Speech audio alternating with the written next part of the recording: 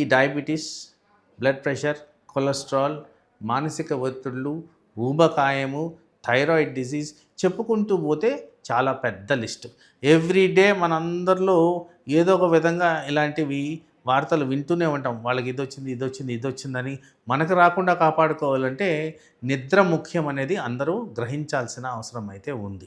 తర్వాత ఈ shift work డిజార్డర్లో కండరాలు ఎఫెక్ట్ అవ్వడం గమనించారు. ఎందుకంటే వీళ్ళల్లో యాక్టివిటీ సరిగ్గా ఉండదంట. అనలిటికల్గా గమనిస్తే ఎక్కువ శాతం ఐడియల్గా కూర్చోవడం లేకపోతే నిద్రపోవడం, ఈ 2 ప్రక్రియలు ఎక్కువగా జరుగుతాయి.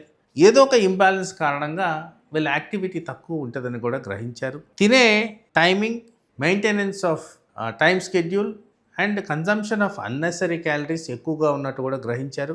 ఆ కారణంగా బాడీ మీద తీవ్రమైన ఒత్తిడి, ఆ కారణంగా ఊబకాయం దారితీయడం, ఆ కారణంగా మానసిక ఒత్తిడికి ఎక్స్పోజ్ కావడం, ఆ కారణంగా లైఫ్ స్టైల్ డిజార్డర్స్ రావడం అనేది కూడా గ్రహించారు.